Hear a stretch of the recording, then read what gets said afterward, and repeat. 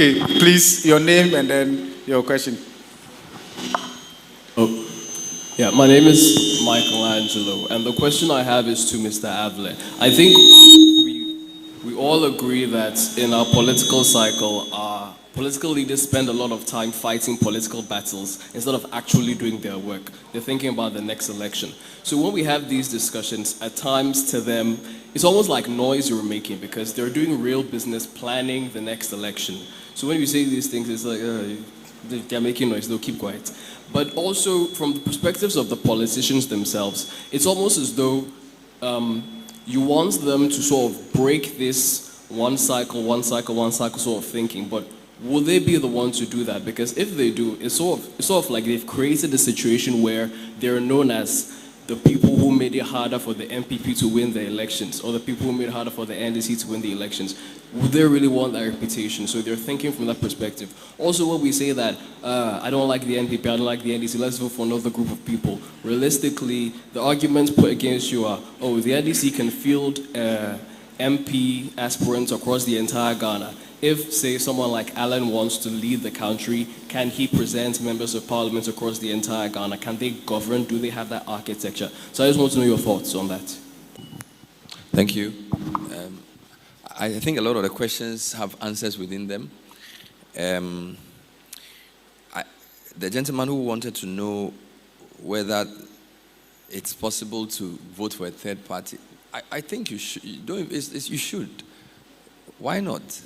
You know, like, it's the way we think that, okay, what if Alan wins and he doesn't have any MP? So what? He can work with sensible people from the two sides. Why do you need him to have his own people for him to win? Do you understand what I'm saying? You can have an independent candidate win the election. He has 275 people to choose from. He will choose the best. But they didn't pay him money. So he can find a way of choosing. So I think the way we think is, do you understand? There's no limit to anything. Don't vote for people who have failed you. Simple. That's point number one. So that one, I have no doubt in my mind that if we really are tired, we'll change the way we vote. All right. Number two, I have media. So I use media and I shout a lot. What you said and what the person who came after you or before you said, if every pastor preaches and says the political parties and the way they are run is not good, let's change the way we vote for them.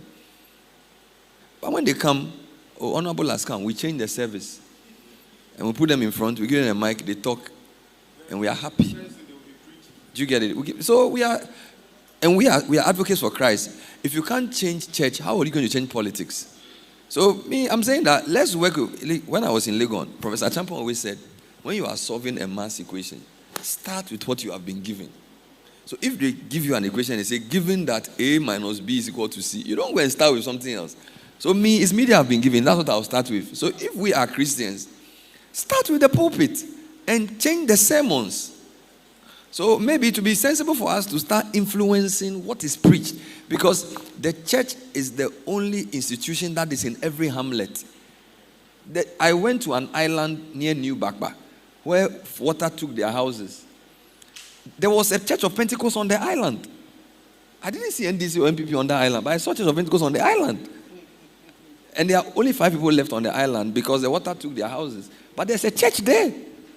So if the church will take its role seriously, and if you preach twice a week, and you start telling people about what development is like, Adam was saying, we can cure ignorance. We think that we have to, I'm not saying don't run for elections, but we don't understand what we've been given. We think the politicians have power and we don't. You have the power. Use your power to change people's minds.